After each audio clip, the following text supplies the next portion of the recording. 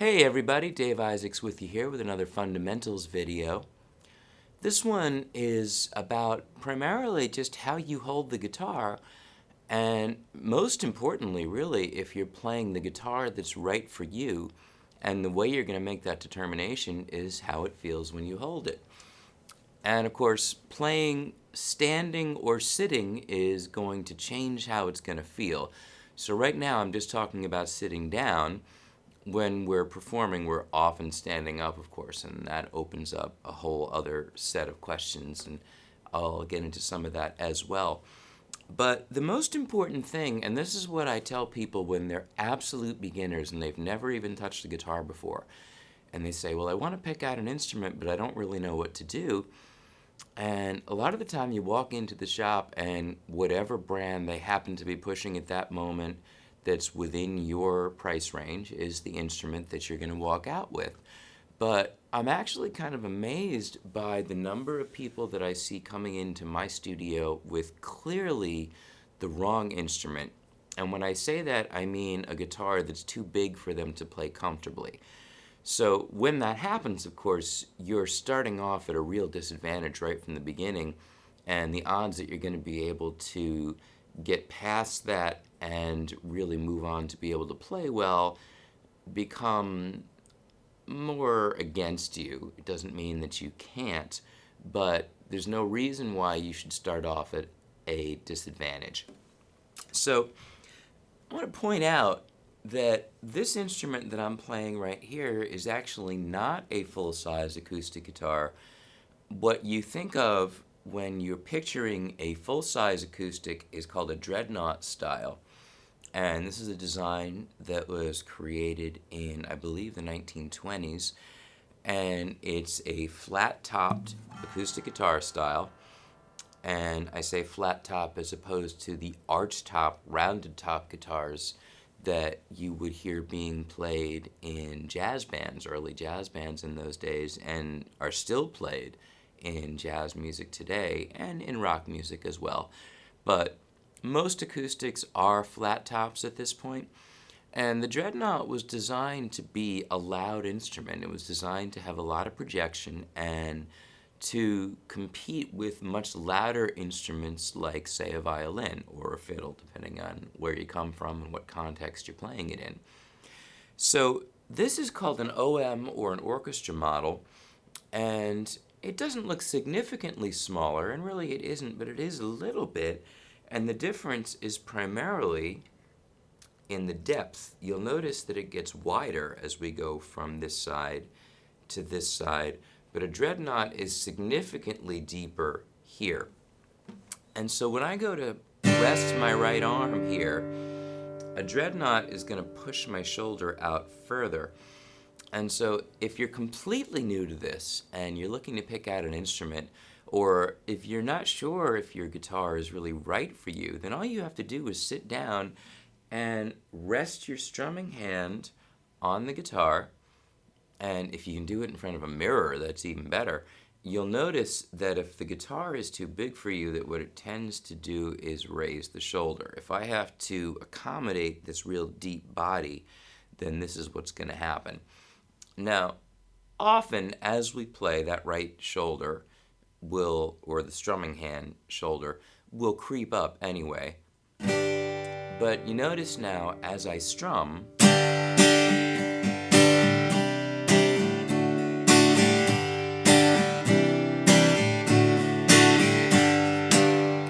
whether I'm doing something like that, where my right arm is really swinging, or whether I'm doing something more involved that's more forearm intensive, where I'm doing more of a back and forth rotation, see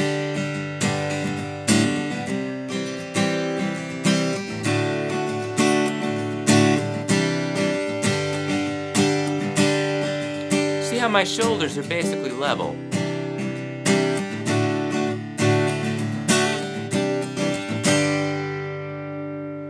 Now, if you look at the way that I'm seated, the guitar is sitting on my right leg, and it's basically just at a right angle to my body, but it is leaned back a little bit. And as I'm sitting here and playing, I'm going to move around a little bit.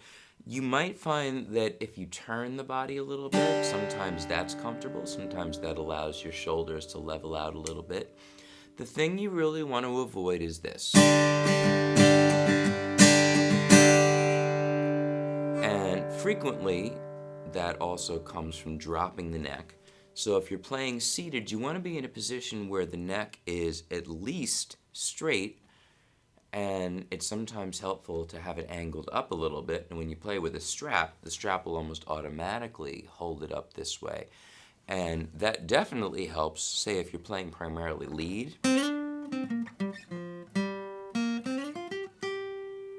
Helps with bar chords, I don't have to drop my wrist as much.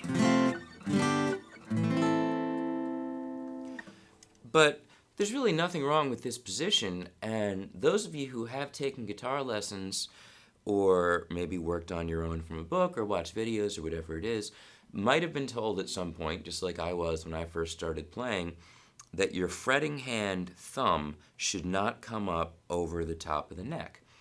And if you are playing with a strap and the neck elevated, then the natural position does put your thumb in the center of the neck.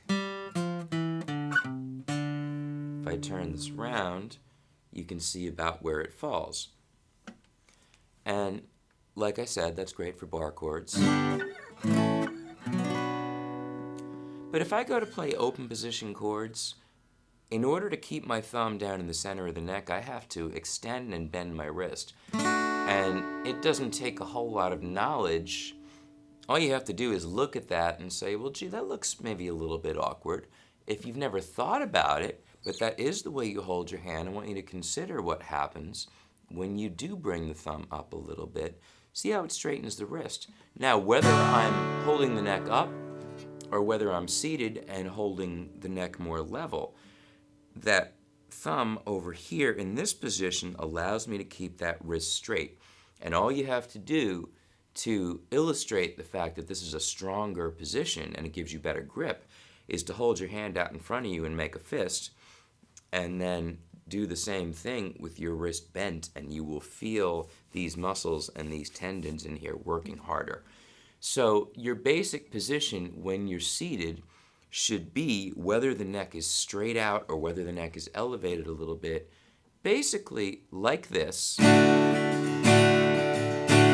And you see how my thumb is over the top of the neck, but not locked, so when I move, for example, when I go to this G chord, see how the thumb dropped back a little bit, and if I go to an F chord, it drops back even further. But when you look at my overall posture, this looks relaxed. My whole body basically looks relaxed and comfortable. And sometimes I'll do things like cross my legs or maybe put my foot up on the leg of the chair. There's a crossbar on this chair that I'm sitting on, which is what I've got it sitting on right now. Some people are more comfortable like this. I find my foot goes to sleep, so I don't like to stay this way for very long. But the bottom line is that however you sit, the position of your lower body should support the upper body. It should allow all of this to just stay open and loose. So no matter what I'm doing with this hand, whether it's real intensive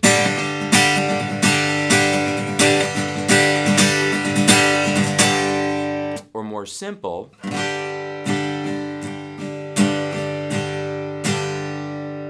or even just picking out individual notes,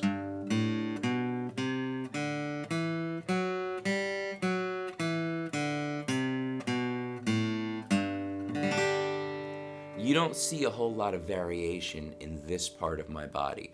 The lower body, as I said, is the foundation. Essentially, you have a tripod between your 2 feet and your seat, and that triangular support allows the upper body to just kind of float. That's the basic idea.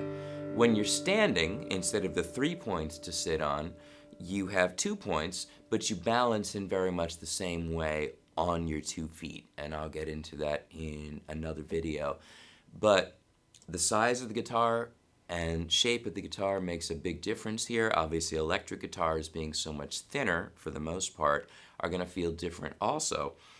and the height of the chair you sit in, the type of chair that you sit in, whether you're sitting on the couch. Lots of us like to just kind of lounge around on the couch like this, and sometimes this is fine, but this is certainly not a way to give a performance. Really, the big idea is just to get you thinking about these sorts of things. So start to consider, how do you hold the guitar and how does it feel, and is your upper body relaxed when you do it? If the answer is that you're comfortable and your upper body is relaxed, then you've got good posture, you've got good playing position, and you're playing the right instrument. If the answer to any of those questions, when you ask yourself, am I comfortable? Is my upper body relaxed? What is my posture like? If the answer to any of those questions leans into the negative, then you want to take a look at what you're doing, the instrument you're playing, and how you're approaching it. And I'll get more into that in subsequent videos. This is Dave Isaacs. Thanks for watching.